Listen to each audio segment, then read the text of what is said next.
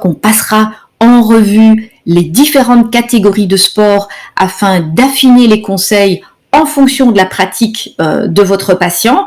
On y parlera des sports d'endurance, d'extrême endurance, des sports de force, des sports d'équipe, des sports maîtrisés, des sports esthétiques.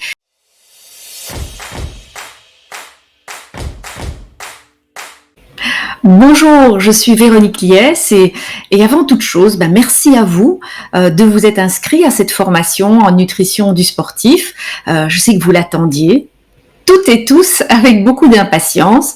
Je suis diététicienne, nutritionniste et spécialisée, entre autres, en microbiote et en nutrition du sportif. J'ai la chance d'avoir suivi 3 diplômes universitaires en sport, un à Bruxelles, un à Paris et un à Poitiers.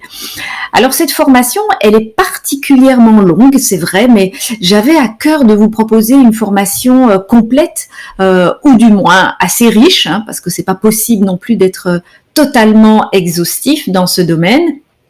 Et donc dans cette formation, vous allez découvrir évidemment quelques rappels essentiels sur la physiologie du sport. Alors, très clairement, mon but n'est pas de rentrer dans les détails ultra techniques en physiologie du sport, parce que c'est une formation en nutrition.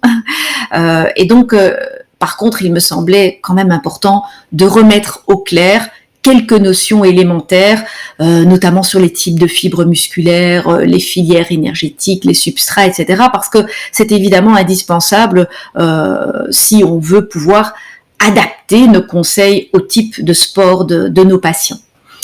Ensuite, après tout ça, vous allez avoir un chapitre 3 sur les besoins énergétiques et en macronutriments et en micronutriments des sportifs. Dans ce chapitre, je n'entre pas dans les détails, je ne fais que parcourir les recommandations.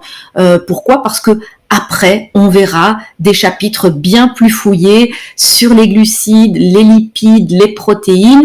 Et là, sous l'angle spécifique des sportifs, en quoi ces macronutriments sont utiles, quelles sont leurs différences, comment on les choisit, les stratégies avant, pendant, après. Ensuite, un chapitre entier sera consacré aux besoins en micronutriments. On y verra vraiment spécifiquement les rôles des différentes vitamines et minéraux et à quoi il faut faire attention. On verra après un aspect essentiel du sport, c'est l'hydratation. Tout un chapitre lui est consacré, donc de façon générale et de façon plus spécifique par rapport à la pratique du sport. Et on y parlera bien sûr notamment de la boisson du sportif. Au chapitre 8, on abordera un gros morceau, à savoir qu'on passera en revue les différentes catégories de sport afin d'affiner les conseils en fonction de la pratique de votre patient. On y parlera des sports d'endurance, d'extrême endurance, des sports de force, des sports d'équipe, des sports maîtrisés, des sports esthétiques. Et on fera un petit focus sur certains sports comme le football, le cyclisme ou le tennis.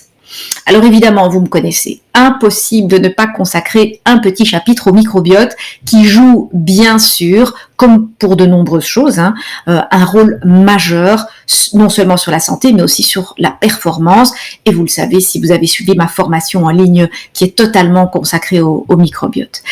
Un autre chapitre, le 10e, sera entièrement consacré aux compléments alimentaires, très important évidemment. Donc on verra ceux qui sont intéressants, ceux qui n'ont aucun intérêt, et puis évidemment aussi potentiellement ceux qui sont dangereux, et on dira un petit mot sur le dopage. Ensuite, il sera important d'aborder aussi les problèmes de santé, ou les troubles, ou les challenges auxquels les sportifs sont confrontés. On y verra les blessures, les troubles digestifs, les troubles du sommeil, la triade de l'athlète, les troubles du comportement alimentaire aussi, et d'autres encore.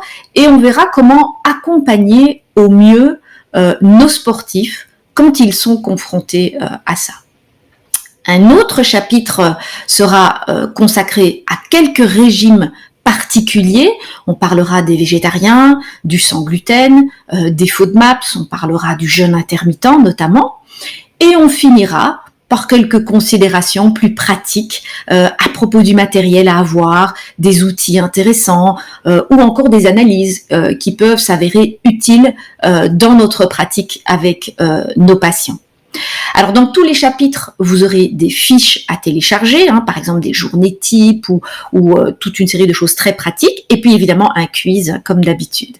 Alors les leçons sont assez courtes comme toujours, assez bien structurées. Le but c'est vraiment que vous puissiez trouver facilement une leçon qui vous intéresse et puis que vous puissiez aussi, si vous avez quelques minutes, y consacrer un petit peu de temps. Hein. Donc voilà, il vous reste plus qu'à démarrer.